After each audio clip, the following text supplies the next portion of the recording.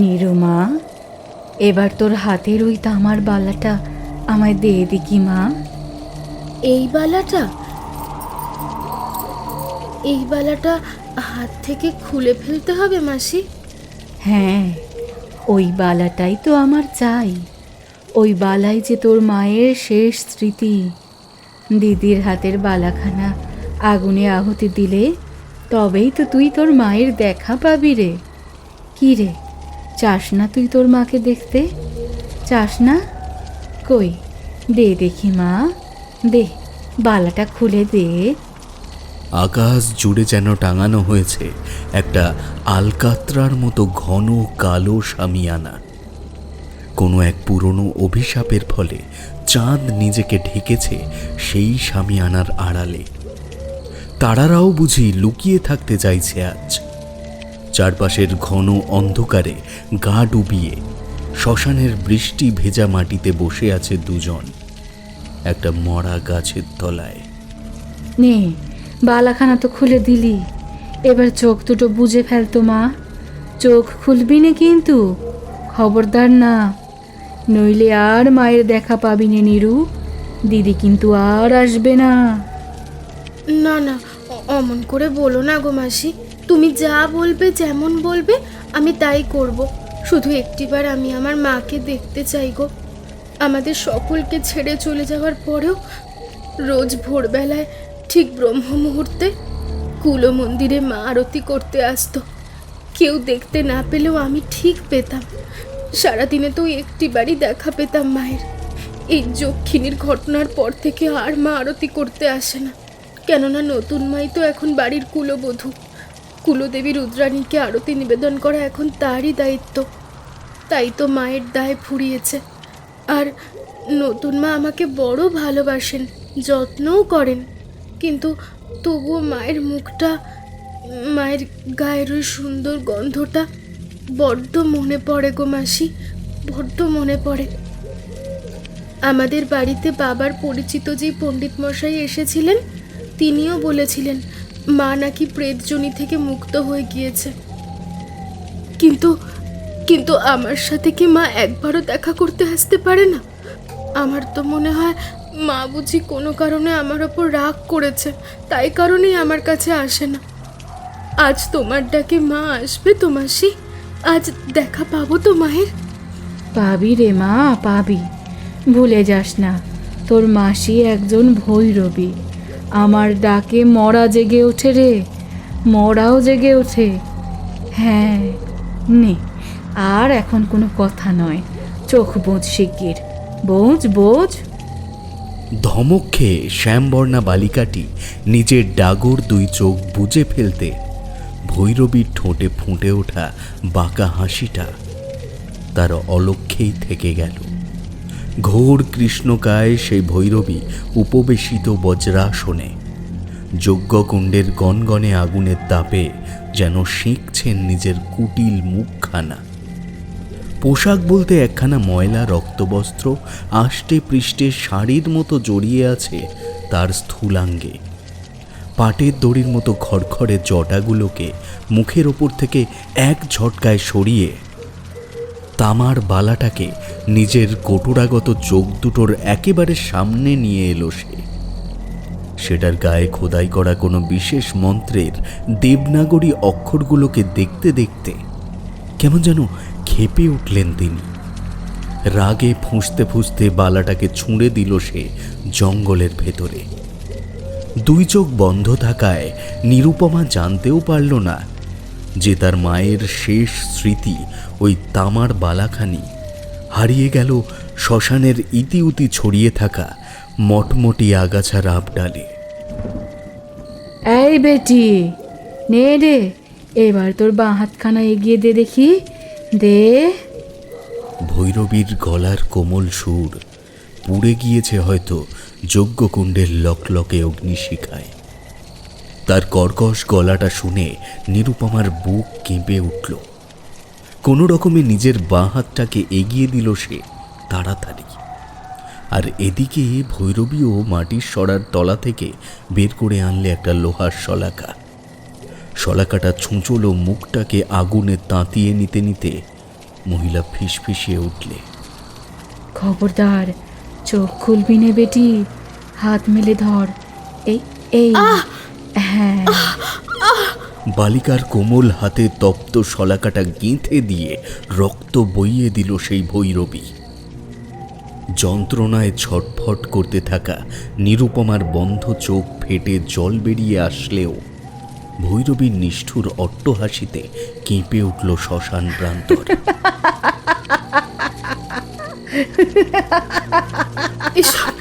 এসব তুমি কি করছো মাসি? আমার হাতখানা যে জ্বলে যাচ্ছে, ব্যথা করছে খুব। চুপ চুপ, একদম চুপ। ওই শোন রে বেটি, সে আসছে। তোর রক্তের কয়েক ফোঁটা আগুনে পোড়াতেই সে চলে এসেছে। যাকে আমি ডেকেছি সে চলে এসেছে। সত্যিই পা ঘষতে ঘষতে যেন আসছে কেউ।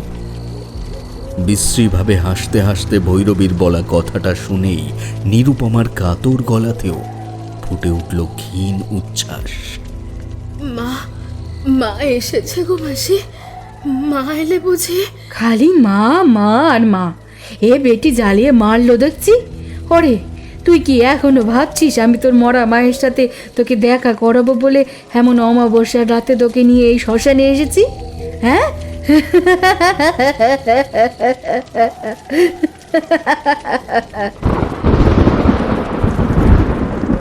কড়কড় শব্দে বাজ পড়ল হঠাৎ। চোখ খুলে হাসির দমকে দুলে দুলে ওঠা ভৈরবীর কালো অবয়বটার দিকে তাকালো নিরুপমা। তার গলা কেঁপে উঠল বিস্ময়ে। কিন্তু মাসি, তুমি যে বললে তোমার সাথে সাধনায় বসলে আমি আমার মাকে আবার দেখতে পাবো, তুমি যে কথা দিয়েছিলে আমায়। তো কথা দিয়েছি তো কি হয়েছে? হ্যাঁ, তোকে কথা না দিলে তুই কি আসতিস আমার সাথে? হ্যাঁ, আসতিস না। তাই মিথ্যে কথা দিয়েছি তোকে, বুঝলি? মিথ্যে কথা।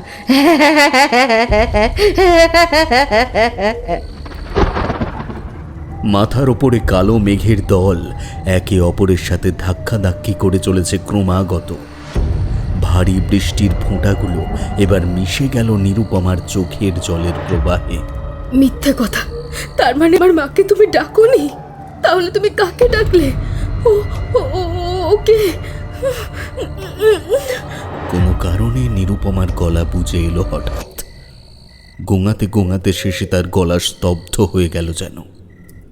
বালিকা প্রত্যক্ষ করল ভৈরবীর ঠিক পাশেই এসে দাঁড়িয়েছে একটা ছায়া মূর্তি। ধোঁয়াশায় ঘেরা সেই মূর্তিটাকে পাগলের মতো হাতড়ে চলেছে ভৈরবী। তুমি এলে ভৈরব, আমি জানতাম তুমি ঠিকই ফিরে আসবে। ফিরতে তো তোমাকে হতোই। আমাদের সাধনা যে অসম্পূর্ণ থেকে গিয়েছিল ভৈরব। কি হলো? তুমি কথা বলছো না কেন? কথা বলছো না কেন তুমি? ছায়া মূর্তির ধূসরতায় স্পষ্ট হচ্ছে একটি পুরুষ অবয়ব। ভৈরবীর হাহাকার শুনেও সেই পুরুষটির মুখে কোনো কথা ফুটছে না।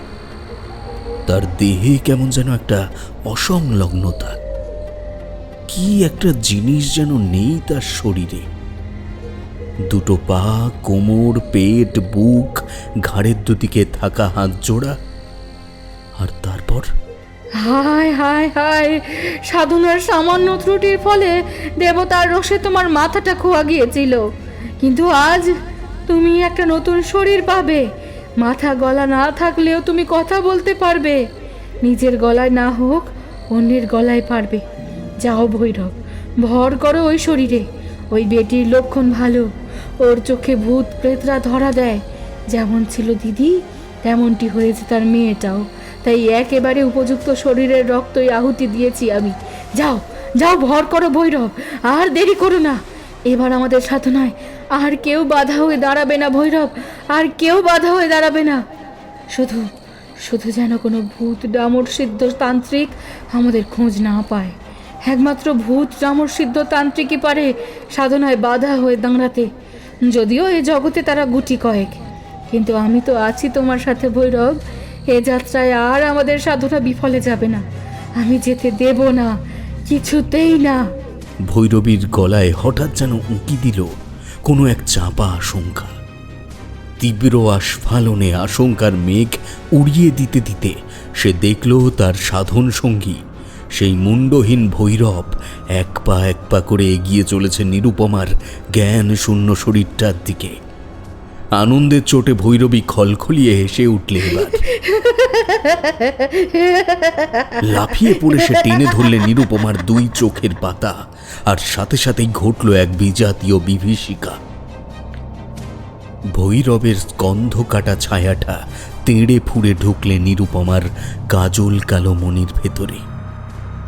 আর তারপর থেকেই বালিকার আঁখি পাত হয়ে উঠল মৃতের ন্যায় নিষ্পলক, যা দেখে শ্মশানচারী শেয়ালের দল কেঁদে উঠল সমস্বরে।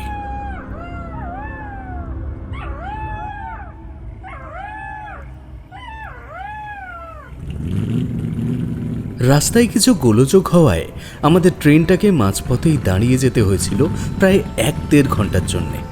তাই স্টেশন থেকে মোহনের সাথে বড়বাবুর মোটর গাড়িতে করে মল্লিক বাড়িতে পৌঁছতে পৌঁছতে বেশ রাত হয়ে গিয়েছিল আমাদের। যদিও বড়বাবু জেগেই ছিলেন, বৈঠক ঘরেই বসে অপেক্ষা করছিলেন আমাদের জন্যে।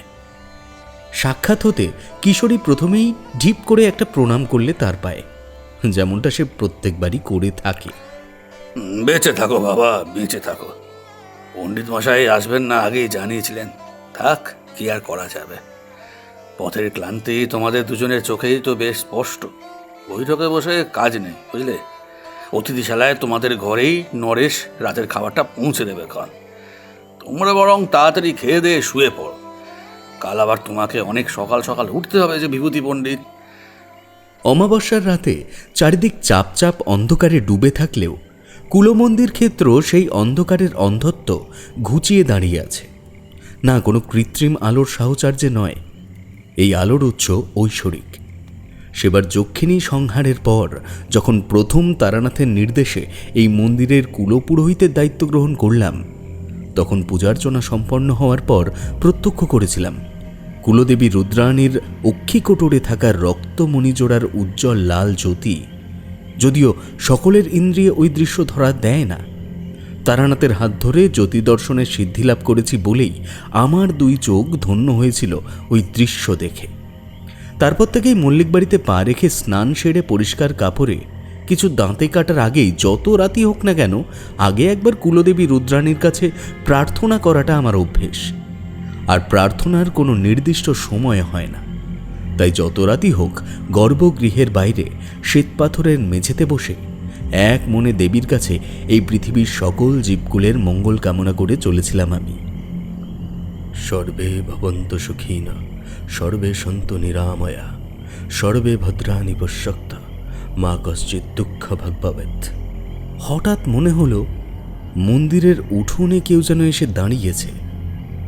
যে এসেছে সে যে শরীরই, এটুকু অনুধাবন করে নিশ্চিন্ত হলাম।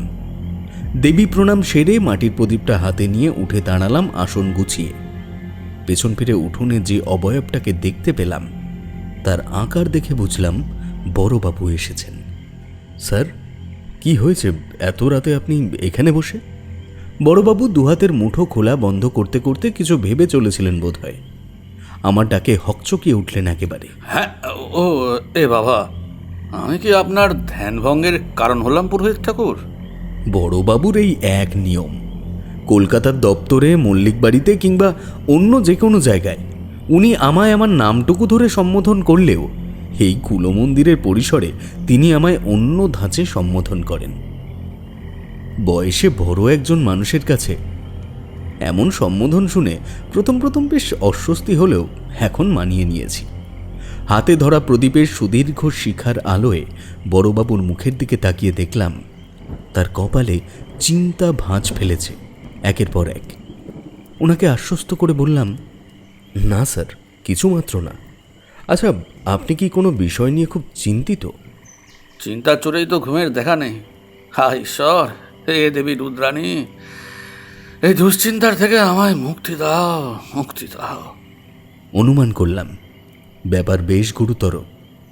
তেলে ভরা মাটির প্রদীপটাকে ঈশান কোণের দিকে মুখ করে মন্দিরের উঠোনের ওপর নামিয়ে রেখে ধীর গলায় বড়বাবুর উদ্দেশ্যে বললাম, আপনার চিন্তার কারণটা কি আমি জানতে পারি স্যার?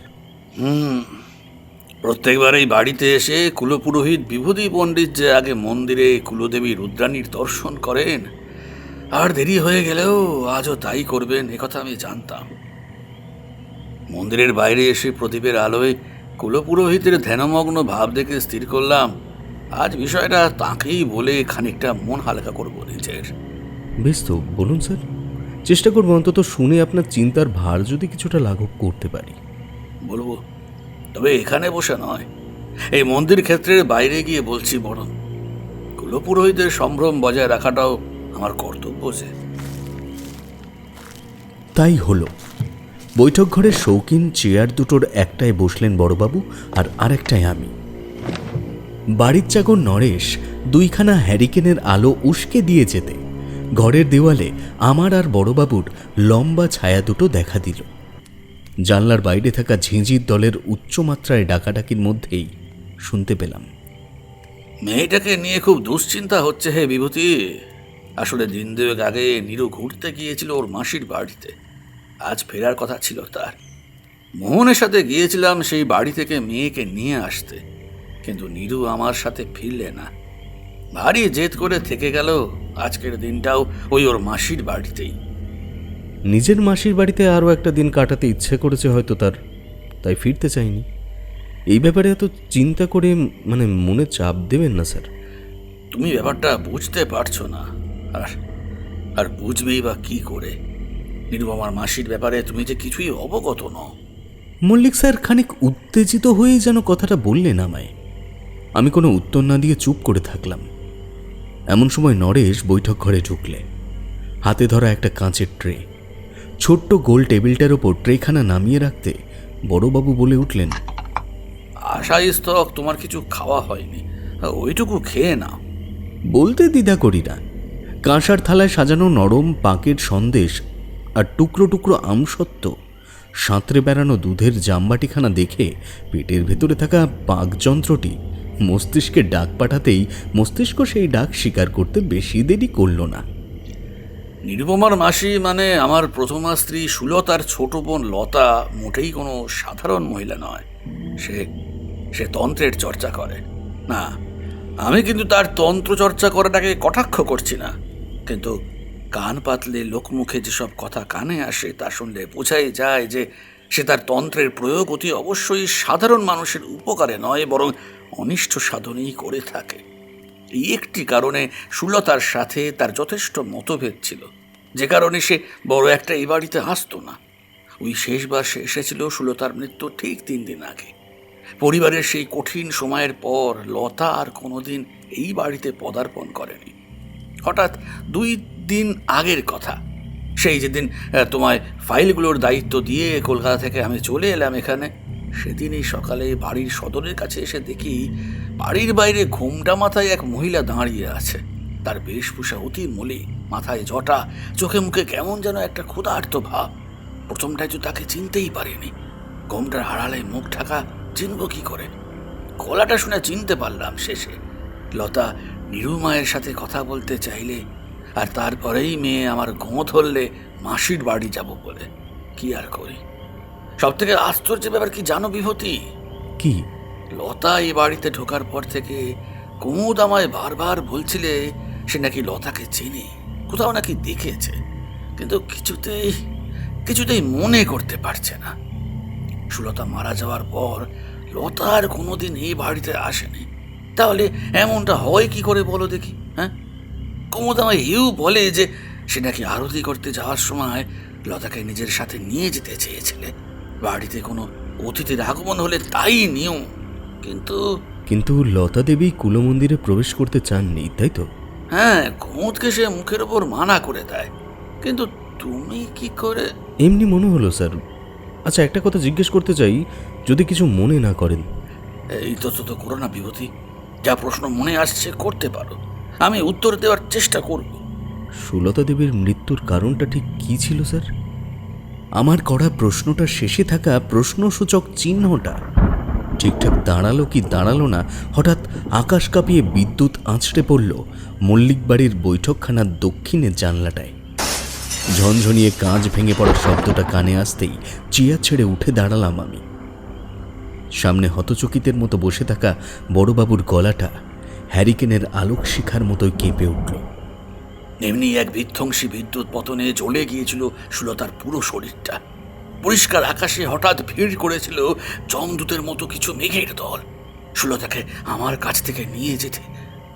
আজও জানি না ঠিক কী কারণে অত রাতে নিরুমায়ের হাতে নিজের সব থেকে প্রিয় তামার ভালাখানি পরিয়ে সে গিয়েছিল ছাদে। তাকে তাকে মৃত্যু ডেকেছিল বোধহয় সেই রাতে, মৃত্যুই ডেকেছিল। কিন্তু সুলতা কেন সাড়া দিলে সেইটাকে? কেন সাড়া দিলে? কেন কেন? কষ্ট জিনিসটা বড্ড ছোঁয়াচে। হয়তো একমাত্র চোখ ভাসিয়ে কাঁদলেই খানিকটা লাঘব হয় অমন ছোঁয়াচে রোগটা। ঝমঝমিয়ে হয়ে চলা বৃষ্টির রাতে বড়বাবুর করে চলা বিলাপগুলো শুনতে শুনতে বৈঠকঘর থেকে বেরিয়ে এলাম। অতিথিশালায় কিশোরীর ঘরে টোকা মারতে গিয়েও মারলাম না। সারাদিনের ধকল সামলে ঘুমিয়েই পড়েছে সে বোধ হয়। নিজের ঘরে এসে বিছানায় বসে হাতঘড়িটা খুলতে খুলতে দেখলাম রাত তখন 12টা। ভেবেছিলাম একখানা সিগারেট ধরাবো, কিন্তু বৃষ্টি ভেজা মাটির সোদা গন্ধটায় আজকের ঘুম জড়িয়ে ধরল আমার চোখে। বিভূতি, বিভূতি, আমার কথা শুনতে পাচ্ছ? বিভূতি! কে কে কে? ঠাকুরমশাই, আপনি? হ্যাঁ, আমি। বিপদের পাঁকে ডুবে থেকে এমন ঘুমোচ্ছ কি করে বাপু? ওঠো বিভূতি, ওঠো। মনে রেখো, কোনো রকম সাহায্যের প্রয়োজন পড়লে আকুই গ্রামেই আমার এক গুরু ভাই থাকে। তার নাম ঠিকানা শুনে নাও। কানের পর্দা ফাটিয়ে দরজায় কেউ কড়া নাড়ছে। ঘুম ভেঙে আগে চারপাশটা দেখে ঠাউর করলাম ঠিক কতটা গভীর বিপদের পাঁকে আমি ডুবে থেকে ঘুমোচ্ছি। ধবধবে সাদা চাদরটাকে গা থেকে সরাতে সরাতে অনুধাবন করলাম শিষ্যকে রক্ষা করতে গুরু স্বপ্নাদেশ দিতে এসেছিলেন, কিন্তু ওরকম বিশ্রী কড়া নাড়ার শব্দে তারানাথের দেওয়া স্বপ্নাদেশের পুরোটা আমার কর্ণগোচর হলো না। চশমার কাঁচটা মুছতে মুছতে দরজার কপাট আলগা করতেই কিশোরীর উত্তেজিত গলাটা কানে এলো। ভায়া, তোমার ব্যাপারখানা কি বলো তো? সময় কত গড়িয়েছে জানো? স্নান সেরে ধোপদুরস্ত সাজে দাঁড়িয়ে থাকা কিশোরীকে দেখে অবাক হলাম। এইভাবেই তো সে আমার সাথে কুলমন্দিরে যায়, যাবতীয় সাহায্য করে হাতে হাতে। জানলার সার্সিতে রোদের ঝলকানি দেখে শঙ্কিত হয়ে হাতঘড়িটা দেখার জন্যে টেবিলের কাছে গেলাম। গিয়ে দেখি ডায়ালের কাঁচে একটা বড় ফাটল ধরেছে। কাঁটা জোড়াও 12টার ঘর পেরোতে পারেনি। ঘড়ি নিয়ে আবার কি কেরামতি শুরু করলে? আর একটু পরেই 9টার ঘরে কাঁটা ঢুকে যাবে। স্নান সেরে এসো শিগগির, আমি পুজোর জোগাড় করছি গিয়ে, কেমন? যে পুজোর অনুষ্ঠান প্রত্যুষকালে শুরু করি প্রত্যেকবার, আজ সেই পুজো শুরু হবে এত বেলায়। ইঙ্গিতটা বড্ড বিপজ্জনক। তারানাথ যথার্থ বলেছেন, বিপদের পাঁকেই ডুবে রয়েছি আমি। যদিও পাঁকের ভেতর থেকে একটা সূক্ষ্ম সূর্যরশ্মি এখনো দেখতে পাচ্ছি চোখে। পাঁজির পাতাটা দেখে মনটা কিছুটা শান্ত হলো আমার, কেননা দেরি হয়ে গেলেও পুজোর শুভ তিথি পেরিয়ে যায়নি তখনও।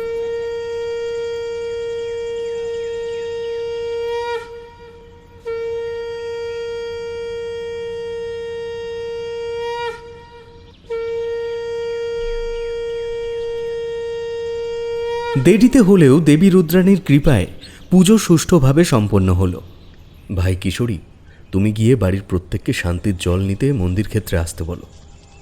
কি হলো, তুমি মুখখানা অমন বাংলার 5-এর মতো বানিয়ে রেখেছো কেন? 5-6 নয় গো ভায়া, সকাল থেকেই আমার মনের ভেতরটা একেবারে শূন্য হয়ে গেছে। নিরুপমাকে আজই তার মাসির বাড়িতে থাকতে হলো। আজই মাসির বাড়ি ঘুরতে যাওয়ার আর দিন পেলে না সে। আরে অত মন খারাপ করো না হে কিশোরী। গাড়ি বারান্দায় বড়বাবুর কালো মোটরখানা নেই, বোধ করি সেই গাড়ি নিয়ে মোহন তাকেই আনতে গেছে। মানিকের জন্মবার্ষিকী আজ, অতএব আজই সে ফিরবে, বুঝলে? তাই হলে আমার ভাগের প্রসাদের সন্দেশখানা আমি তোমায় দেব ভায়া।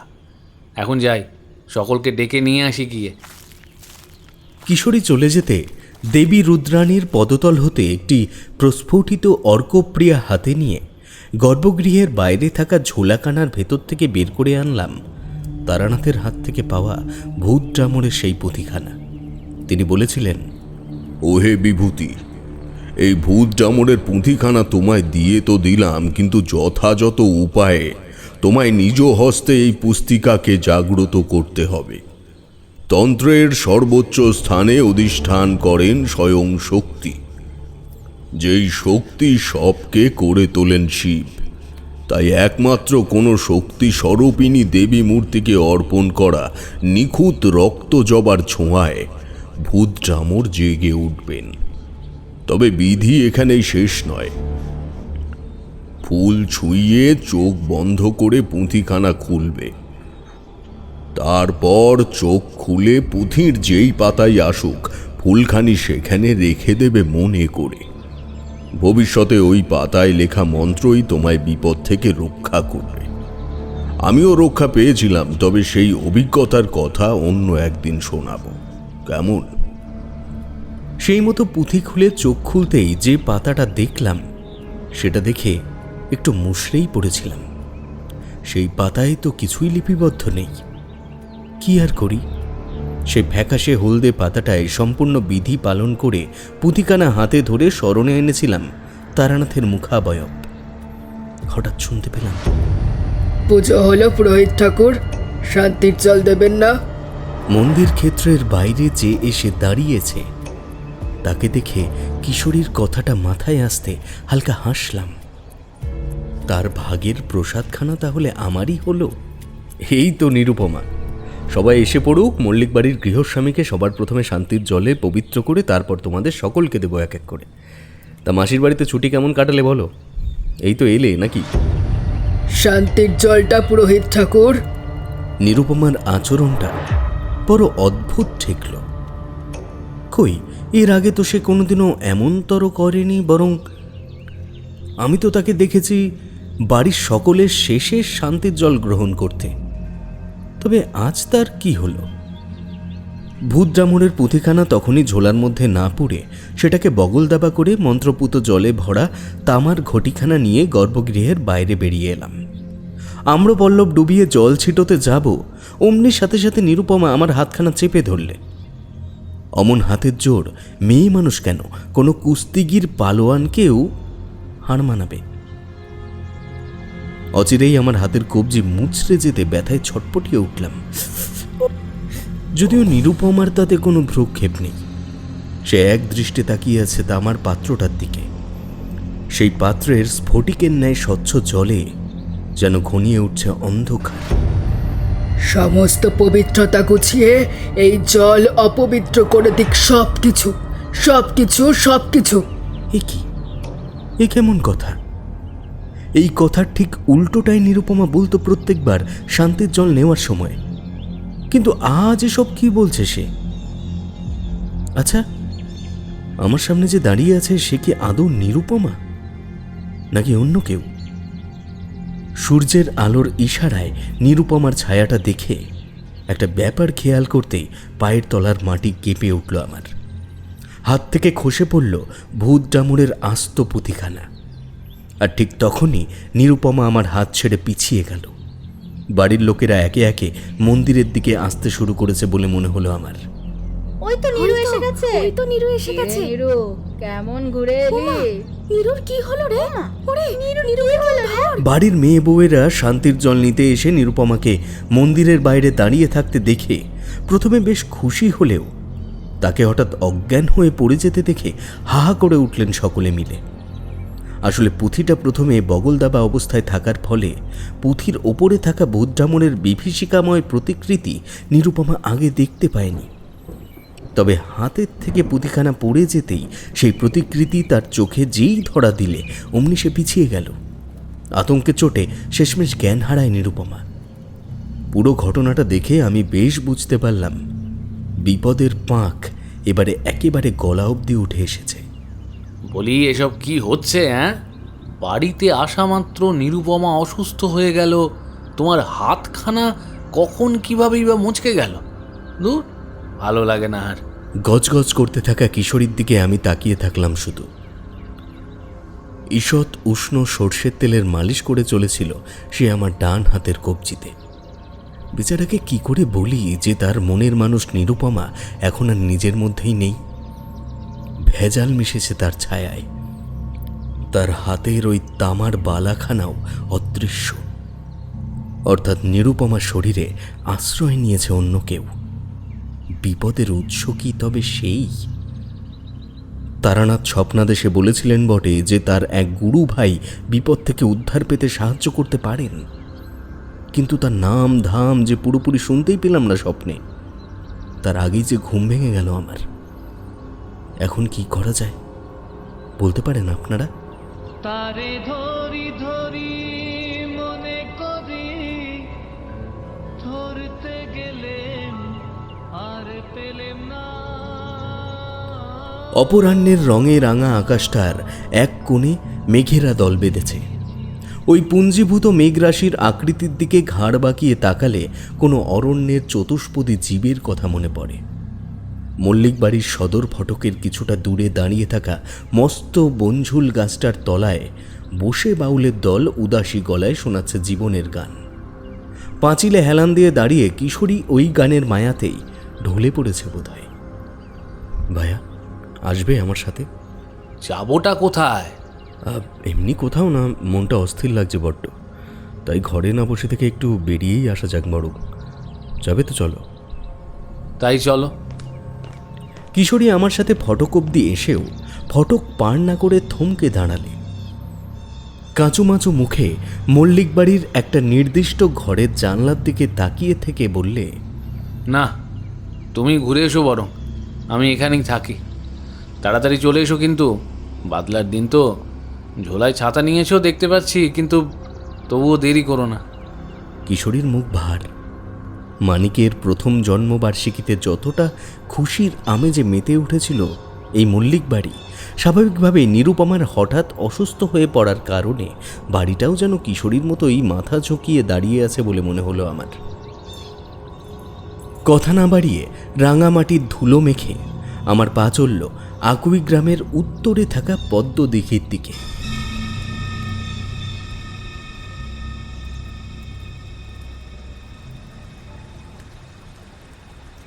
বলি কি পড়ো? ও, বই পড়ো? দিঘির এক ফালি ঘাটে সিঁড়িতে বসেছিলাম। হাঁটু জোড়ার ওপর খুলে রাখা ছিল ভূত ডামরের পুঁথিখানার সেই জায়গাটা, যেই দুই পাতার ফাঁকে সযত্নে রেখেছিলাম দেবী রুদ্রাণীর কাছে অর্পিত রক্তজবা ফুলখানি। কিন্তু পুঁথির সেই দুটো পাতায় তো কিছুই লেখা নেই। লিপি শূন্য পাতাটাকে উল্টাতেও পারছি না। তারানাথের এ ব্যাপারে কড়া নিষেধ আছে। তাই এক মনে বসে তাকিয়েছিলাম পদ্ম দিঘির কালো জলে। তারানাথের দেওয়া স্বপ্নাদেশ, তার গুরু ভাইয়ের অসম্পূর্ণ বিবরণ, বিপদের আভাস, নিরুপমার ভেজাল ছায়া, সব মিলিয়ে মনের ভেতর হয়ে চলা অস্বস্তিতার ঝড়ে হঠাৎ খড়কুটোর মতো একটা প্রশ্ন যেন কান ছুঁয়ে গেল আমার। আমি হকচকিয়ে উঠে বললাম, হ্যাঁ, বই? না না, এটা কোনো বই নয়, এটা একটা পুঁথি। একজন বুড়োটে লোক কখন যেন পাশে এসে বসেছে আমার, বুঝতেই পারিনি। উত্তরটা দিয়ে এক ঝলক লোকটার আপাদমস্তক দেখে নিলাম আমি। বেটে খাটো গোলগাল চেহারা তার, এখনকার বাঁকড়ি ভাষায় যাকে বলে চাকমা দুলি। মাথায় চকচকে টাকের ওপরে লেপটে আছে কয়েকটা রুপোলি সুতো। মুখখানা তুবরুকের ন্যায়, দাড়ি গোফহীন, পরনে খাটো ধুতির ওপরে ছাই রঙা একখানা ফতুয়া। নধর ভুঁড়িখানার কারণে ফতুয়ার একদম ওপরের দিকে দুটো বোতাম ছাড়া বাকি বোতামেরা ছুটিতে আছে। নলখাগড়ার ফুল হাতে নিয়ে লোকটা মিটিমিটি হেসে আবারও বললে, ও, পুঁথি পড়ো? বাবা বাবা বাবা, বেশ বেশ বেশ, তা পড়ো পড়ো, ভালো করে পড়ো। লোকটা আমার একেবারে পাশে বসেও কি দেখতে পাচ্ছে না যে আমার সামনে মেলে ধরা পুঁথির পাতা দুটো একেবারে ফাঁকা? বেজায় রসিক মানুষ বোধ হয়, তাই আবার বলছেন পড়ো পড়ো। এবারে লোকটার থেকে চোখ সরিয়ে পুঁথির পাতাটার দিকে তাকাতেই চমকে উঠলাম। দুই পাতার ভাঁজে থাকা একটু একটুখানি হয়ে যাওয়া জবা ফুলটা এমন সদ্য গাছে ফোটা ফুলের মতন খিলখিলিয়ে উঠল কি করে? ভ্রু কুচকে তাকিয়েছিলাম ফুলটার দিকে, এমন সময় শুনলাম,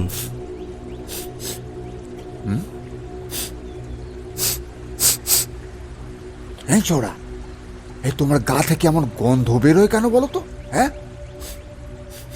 হ্যাঁ, দেখি আমার পাশে বসে থাকা লোকটা নিজের মুখখানা আমার ঘাড় পিঠের একদম কাছে এনে টেনে টেনে নিঃশ্বাস নিচ্ছে।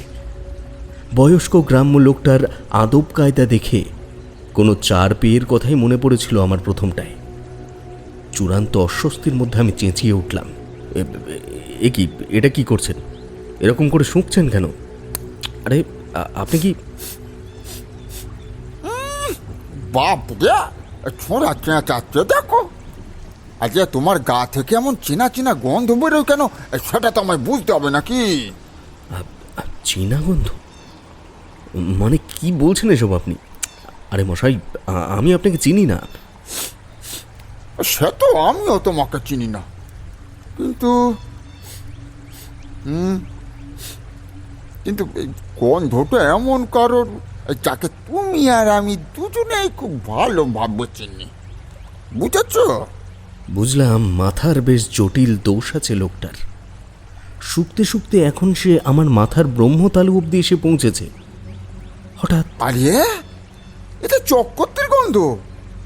ওই ছোড়া, এই তুমি চক্রবর্তীর কি হও বলো দেখি? হ্যাঁ, চক্রবর্তী? আগে সে তো কত চক্রবর্তীই আছে। আপনি কোন চক্রবর্তীর কথা বলছেন? আরে তারা চক্রবর্তী গো, এই কলিকাতায় থাকে। এই কলিটার কি যেন নাম, ঠিক মনে পড়ছে না। বহু বছর আগে গেছিলাম তো, ওর মেয়ে হয়েছিল যাবে, তবে তখন বাচ্চাটারে দেখতে গেছিলাম ওর বাড়িতে। এর কয়েক মাস আগেই সে এসেছিল আমার ভিটেতে, কিন্তু থাকলে না, শেষ সাথে পালালে সে ঘর থেকে। বলেছিলে সে নাকি নতুন সেলা বানিয়েছে, যে নাকি কোনো বাড়ির কুলো মন্দিরে বসে চন্দ্র দর্শন করার চেষ্টা করছে, কিন্তু সে চেলার সাধনায় লাভের লাভ কিছু হচ্ছে না, তাই তাকে সাহায্য করতে যেতেই হবে।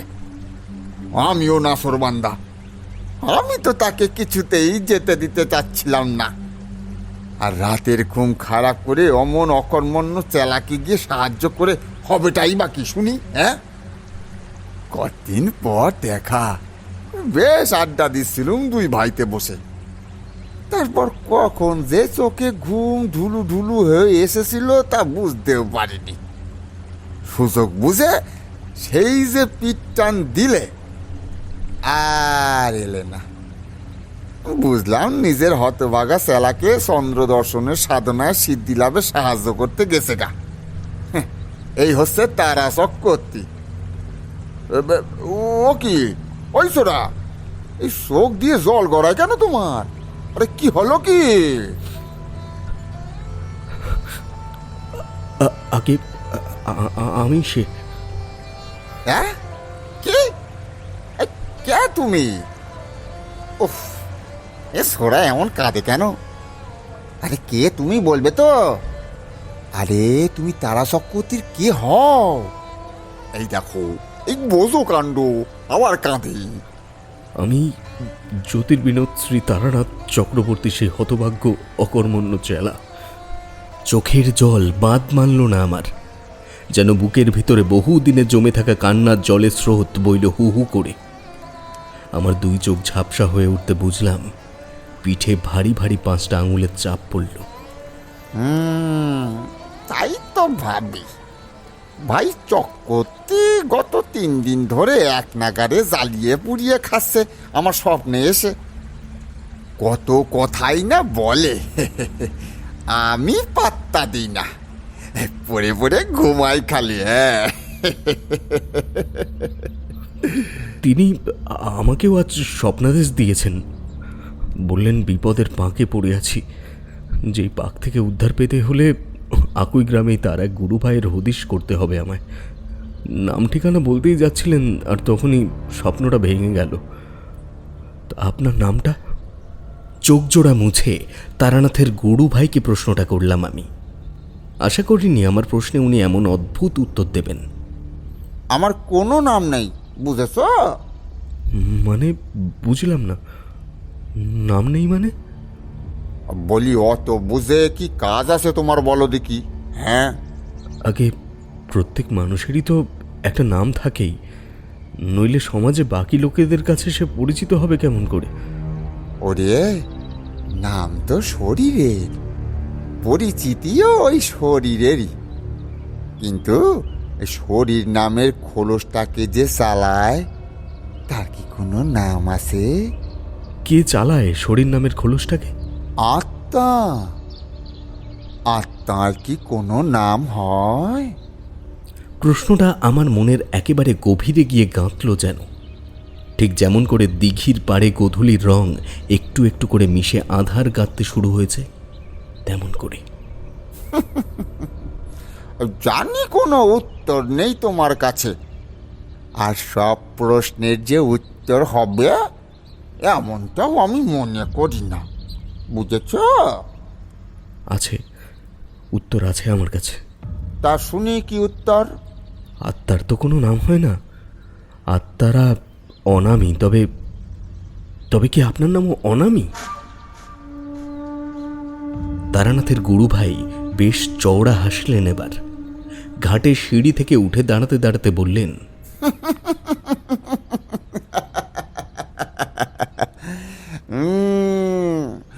যতটা আর ভেবেছিলাম ততটা তুমি নও। আচ্ছা, আজ রাতে ঠিক 3 প্রহরে আসবো তো একবার এই পদ্ম দিঘির পাড়ে, আর এখন এই পুঁতিখানা বড় মন্দির কেমন? ভূত দামোদরতন্ত্রের পুঁতি বলে কথা।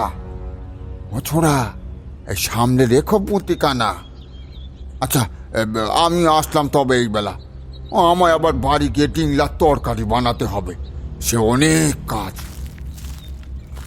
বুঝতে পারলাম অনামী ঠাকুর ফের রসিকতা করছেন আমার সাথে। পুঁথি যেই তন্ত্রেরই হোক, পাতা তো খালি, কিছুই লেখা নেই তাতে। সেইভাবেই পুঁথির দিকে চোখ ফেরাতে দেখি কেউ যেন আমার ধারণায় 1 পশলা কালি ঢেলে পুঁথির হলদেটে পাতায় ফুটিয়ে তুলেছে গোটা গোটা সংস্কৃত লিপি। ভেজা পাতা জোড়ায় হাত বুলিয়ে বুঝলাম অনামী ঠাকুরের করা ওই হতভাগ্য অকর্মণ্য চেলা এই উক্তি শুনে আমার চোখের 2 কূলে যে জলোচ্ছ্বাস হয়েছিল, সেই জলেই পুঁথির ঘুমিয়ে থাকা বীজ অঙ্কুরিত হয়েছে। এখন শুধু পাঠোদ্ধার করার অপেক্ষা।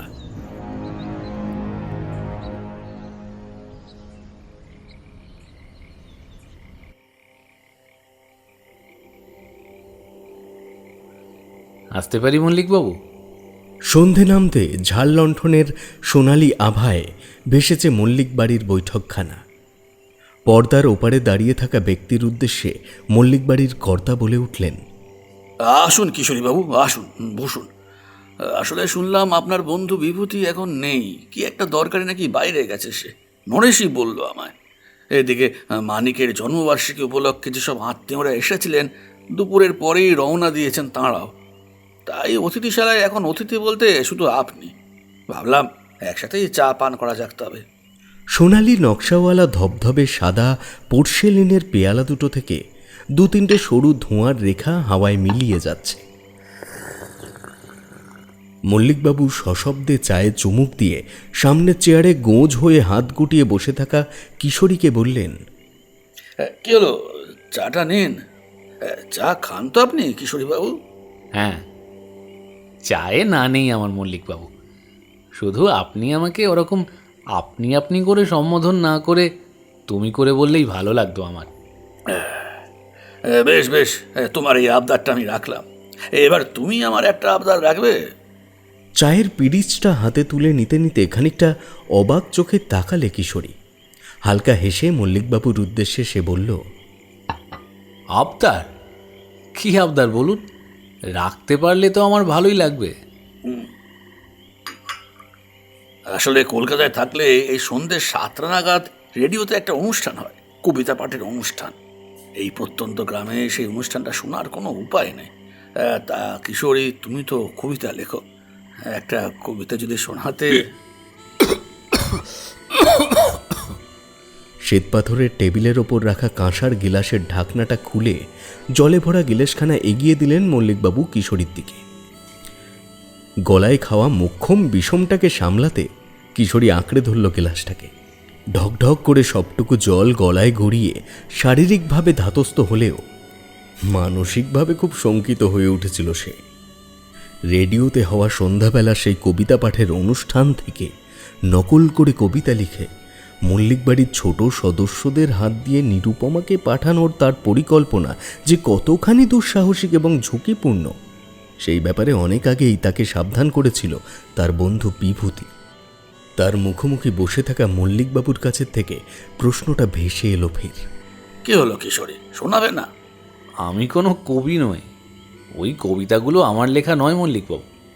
কথাটা শুনে ঈষৎ হাসলেন মল্লিকবাবু, বললেন, যাক, স্বীকারোক্তি দিতে পারার গুণ বর্তমান, কিন্তু যে বিষয়টা নিরুপমার বাবা হিসেবে আমায় ভাবিয়ে তুলছে সেটা হলো কবিতাগুলো না হয় নকল, ভালোবাসাটাও কি?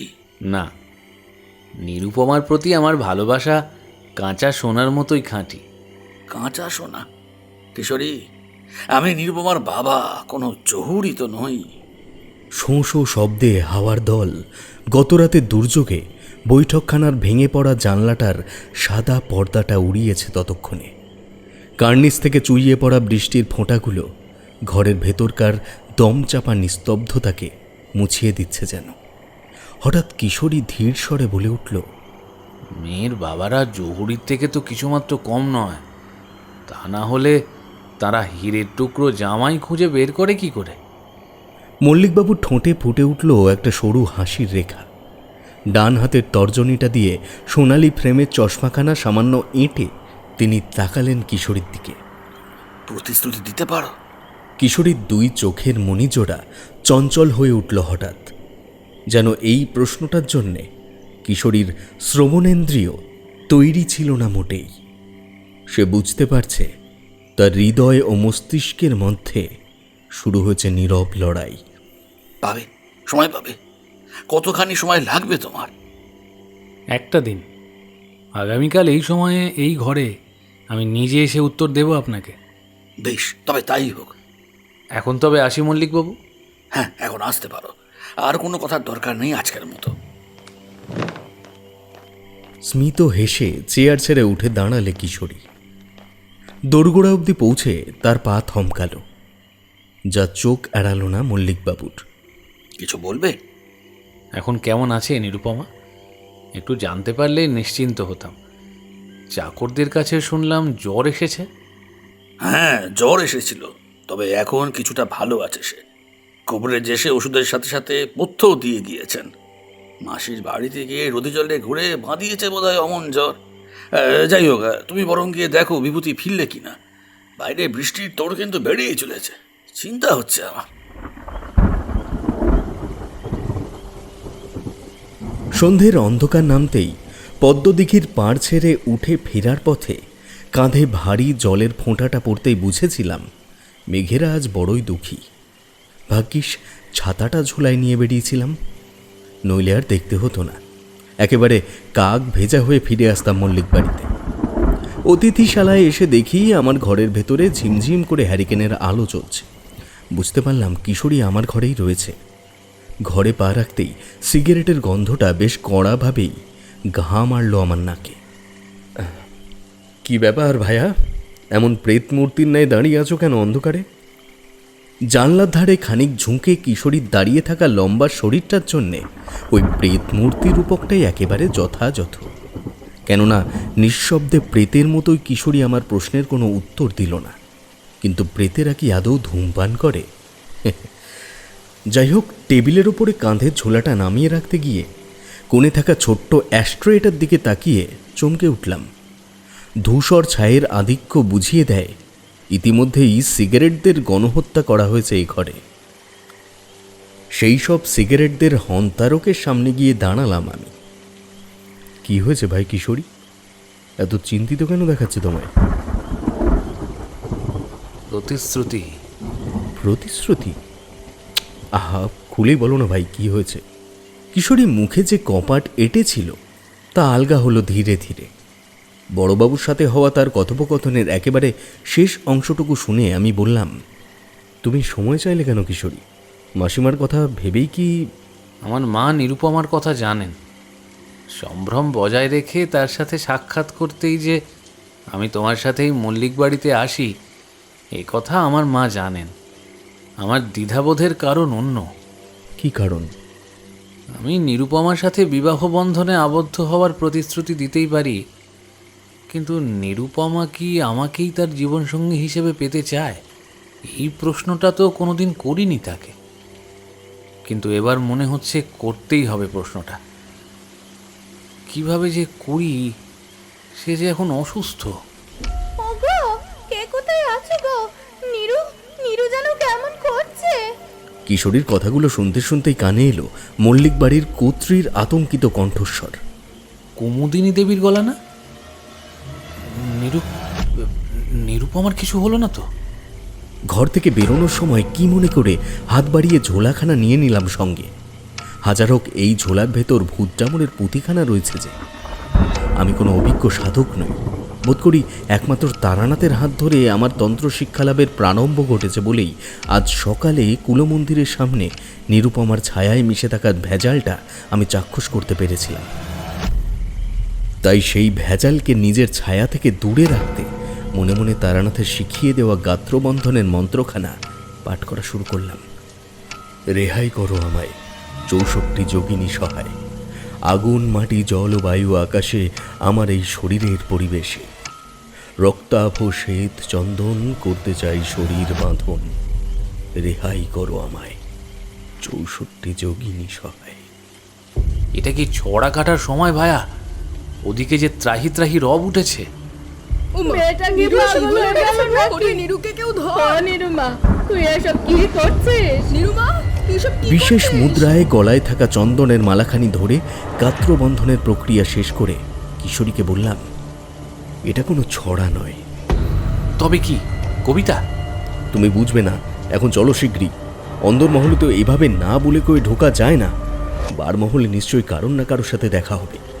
পুরুত ঠাকুর, পুরুত ঠাকুর, আপনি তাড়াতাড়ি চলেন। পুরুত ঠাকুর কথা আপনাকে ডাকতেছেন। তাই নিরু দিদিমণি। আমি আর কিশোরী বারমহলে তখনও পা রাখতে পারিনি। অতিথিশালার বাইরের টানা বারান্দাটার উল্টো দিক থেকে নরেশের গলা পাওয়া গেল। ছুটতে ছুটতে আমাদের সামনে এসে দাঁড়াতেই কিশোরী উদ্বিগ্ন কণ্ঠে জিজ্ঞেস করলো তাকে, কি কি কি হয়েছে নিরুপমার? নিরু দিদিমণি পাগল হয়ে গেছে গো। মেঝের ওপর কিসব হিজিবিজি আঁকতেছে। ভেতর বাড়ির দাসী খেঁদির কাছে শুনলাম আমাদের গিন্নিমা দিদিমণির জন্য দুধের বাটি হাতে ঢুকছিলেন ঘরের ভেতরে। সব দেখে শুনে চিৎকার করে মুচা গেছেন গো তিনি। পুরুত ঠাকুর, আপনি চলেন, আপনি চলেন। নরেশ এবার কাঁদো কাঁদো মুখে চেপে ধরল আমার হাত। আমি পা চালিয়ে দিলেও কিশোরী ঠাঁই দাঁড়িয়ে রইলে। জিজ্ঞাসু চোখে তার দিকে তাকালাম আমি। কি হলো, দাঁড়িয়ে রইলে যে? তুমি এই বাড়ির কুলপুরোহিত। মল্লিকবাবু তোমায় ডেকেছেন, কেননা অন্দরমহলে তোমার প্রয়োজন রয়েছে ভায়া। আমি এই বাড়ির অতিথি মাত্র, অন্দরমহলে প্রবেশ করি কোন সাহসে? কথা কইছেন আপনাকেও নিয়ে আসতে। আমাকে? আপনাকেই কথা কইছেন পুরুত ঠাকুর, সাথে তোমার বন্ধুকেও নিয়ে আসতে বলেছে। চলেন বাবু, চলেন চলেন চলেন। নরেশের কথাগুলো শুনে কিশোরী অনেকটা অস্বস্তির মধ্যে কিছুটা স্বস্তি পেল যেন।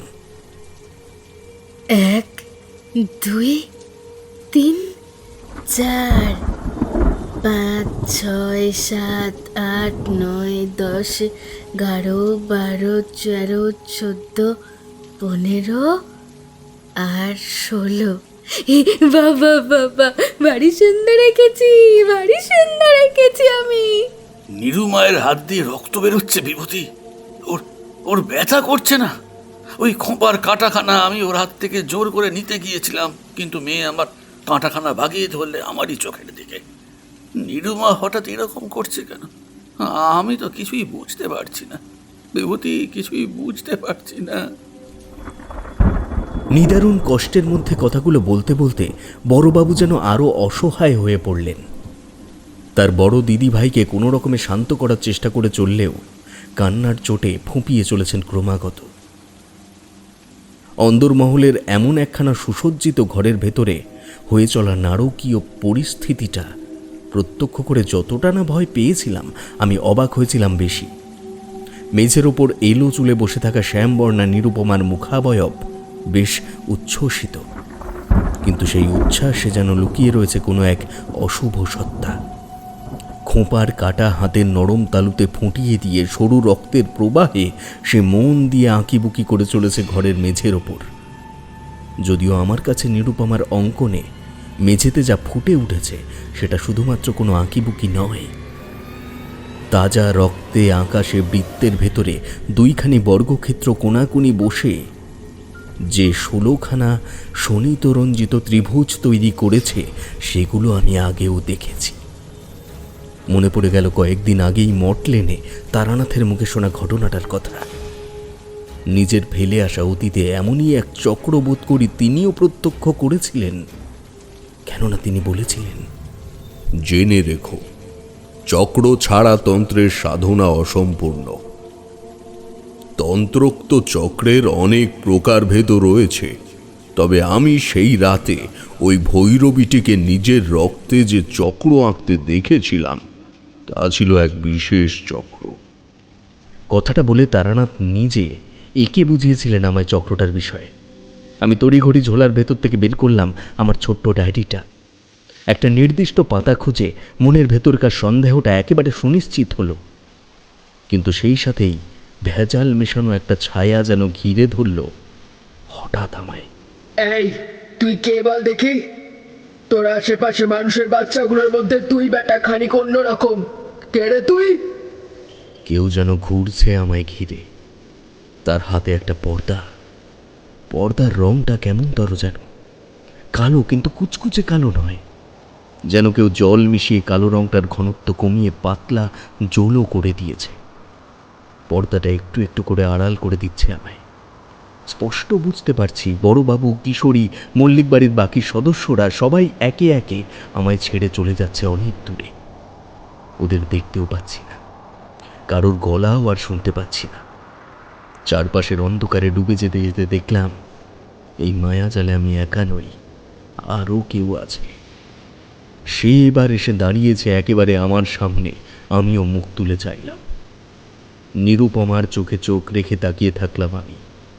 তার মুখাবয়ব অপরিবর্তিত, কিন্তু চোখের মণিজোড়া অস্বাভাবিক রকমের বড়, যেন ওই একটি মণির মধ্যে মিশে রয়েছে দুইখানি মণি।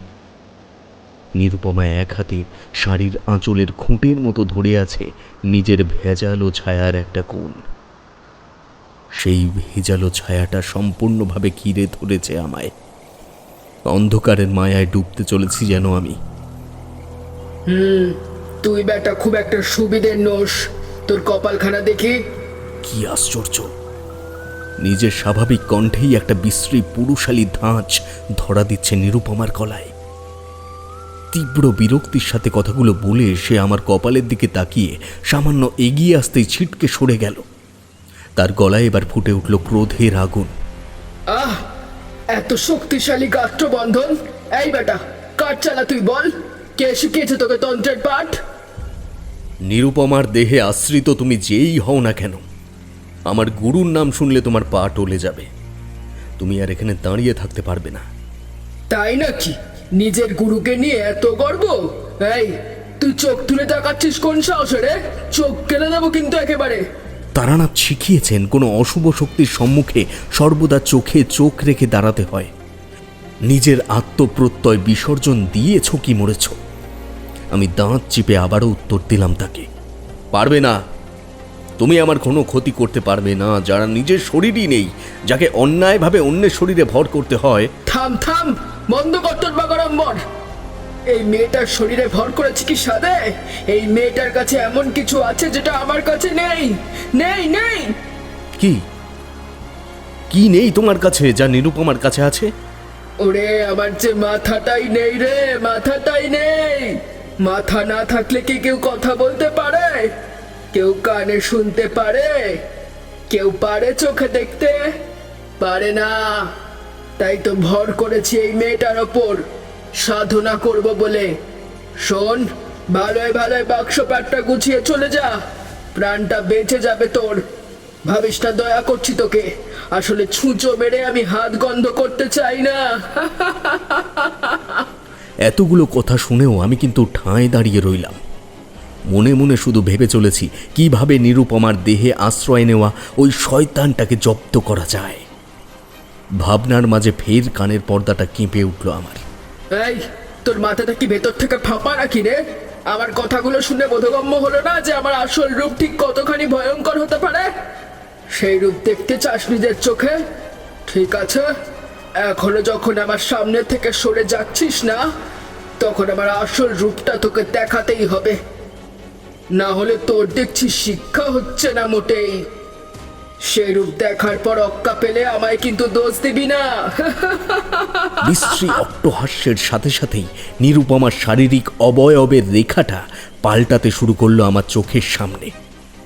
মনে মনে প্রমাদ গুনলাম আমি, অপশক্তি নিজের করাল রূপ প্রকাশ করার আগেই কিছু একটা করতেই হবে আমাকে, নয়তো প্রতিরক্ষা করব কি উপায়ে? বেটা গাত্র বন্ধন করে এসেছিল আমার সামনে, এবার দেখ তোর গা না ছুঁয়েও কেমন খতম করে দিয়ে আজ তোকে। আমার আসল রূপ তুই সহ্য করতে পারবি না। হঠাৎ অনুভব করলাম আমাকে ঘিরে থাকা ভেজাল ছায়ার অন্ধকারটা কেমন যেন আলোকিত হয়ে উঠেছে।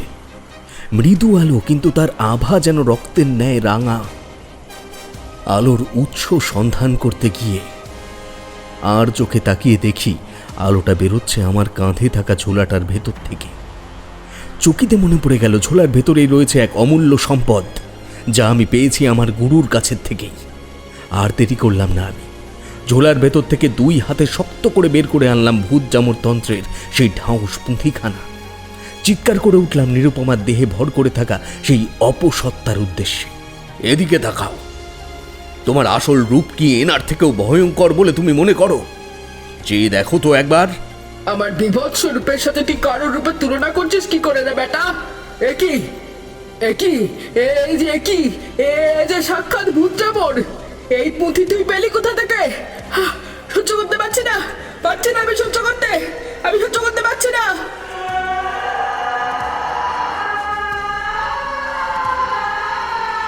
হাতে ধরে রাখা পুঁটলিটাকে সামনে তুলে ধরতেই পুঁথির একেবারে ওপরে থাকা সেই আদিম নীলাভ রেখায় আঁকা কালচে প্রতিকৃতিটা যেন জ্বলে উঠল। তার বামে বজ্র, ডানে তর্জনী, আর বাকি 2 হাতে প্রস্ফুটিত এক বিশেষ মুদ্রা, ভূত জামর মুদ্রা। সেই অলৌকিক দেবতার রাক্ষসে 2 চোখ থেকে ছিটকে বেরিয়ে আসছে একটা উজ্জ্বল লাল রঙের আলোক রশ্মি। স্পষ্ট অনুধাবন করতে পারছি ভূত জামরের বিভীষিকাময় রূপ মুহূর্তের মধ্যে ধূলিসাৎ করে দিচ্ছে সামনে দাঁড়িয়ে থাকা সেই অশুভ শক্তির সমস্ত আস্ফালন। সে ভয় পেয়েছে, ভয়ালো ভয়। তার ত্রাহি ত্রাহি রবের সাথেই ছিঁড়ে গেল আমায় ঘিরে থাকা সেই ভেজালো ছায়ায় মোড়া অন্ধকার পর্দাখানি। নিজেকে ফের আবিষ্কার করলাম মল্লিক বাড়ির অন্দরমহলে। নিজের আগের অবস্থানেই। ঘরের বাকি সবাইকে মূর্তির মতো দাঁড়িয়ে থাকতে দেখে প্রথমটায় বেশ অবাক হলেও তাদের চোখ দেখে বুঝলাম প্রত্যেককেই নিরুপমার ভেতরে থাকা সেই অশুভ শক্তি সম্মোহিত করে দিয়েছিল পুরোপুরি। একে একে ঘরে উপস্থিত সকলকেই ভূত জামরের পুঁথির ভেতরে থাকা সেই সতেজ জবা ফুলের ছোঁয়ায় মুক্ত করলাম অশুভ শক্তির মায়াজাল থেকে। বড়বাবুর গলা উৎকণ্ঠায় ফেটে পড়ল যেন। আমার নিরুমা কোথায় বিভূতি? ও তো তোমার সামনেই দাঁড়িয়েছিল, কোথায় গেল আমার মেয়েটা? ঘরে উপস্থিত বাকি চাকর দাসীরা নিজেদের মধ্যেই কথা কওয়াকই শুরু করে দিয়েছে। কিছুক্ষণ আগেও তারা নিরুপমাকে এই ঘরেই দেখেছিল, অথচ এখন তাকে আর ঠিক আগের মতো দেখা যাচ্ছে না এই ঘরে। বড়বাবুর প্রশ্নের উত্তর দিতেই যাব এমন সময়ে কিশোরী চেঁচিয়ে উঠল, ওই তো নিরুপমা, ও পালঙ্কের তলায় ওরকম করে কেন বসে রয়েছে? কোনো কারণে খুব ভয় পেয়েছে নাকি ও? কিশোরীর গলাটা শুনে ঘরে উপস্থিত প্রত্যেকেরই চোখ এক পলকেই ঘুরে গেল পালঙ্কখানার দিকে, যেটার তলায় নিজেকে যথাসম্ভব গুটিয়ে বসে রয়েছে নিরুপমা। না, নিরুপমা ভয় পায়নি, ভয় পেয়েছে অন্য কেউ। অন্য কেউ মানে কি বিভূতি? কি বলতে চাইছো তুমি? মল্লিক স্যারকে কি বলবো ঠিক বুঝে পেলাম না। আর এখন শুধু তিনি নন, ঘরে উপস্থিত মল্লিক পরিবারের বাকি সদস্যরাও জিজ্ঞাসু চোখে তাকিয়ে আছে আমারই দিকে। অন্যদিকে কিশোরী একেবারেই নিশ্চুপ। আসলে এমন একটা আকস্মিক ঘটনার সম্মুখীন হয়ে মনের জানলায় যে সমস্ত সম্ভাবনার উঁকি দিচ্ছে সেসব নিয়ে ঠাকুরমশাইয়ের সাথে একবার আলোচনা না করেই নিজস্ব মতামত প্রকাশ করাটা আমার পক্ষে খুবই কঠিন। গলা খাঁকার দিয়ে স্পষ্ট গলায় বললাম, আজ রাতে আমায় একবার মল্লিক বাড়ির বাইরে পা রাখতেই হবে। এক বিশেষ মানুষের সাথে সাক্ষাৎ করতে হবে আমায়। তার আগে কিছু বলা আমার পক্ষে অসম্ভব, কেননা অনুমানের ভিত্তিতে বেশি দূরে এগোনো যায় না। অনুমানগুলোকেই প্রমাণ করার দরকার যে এখন।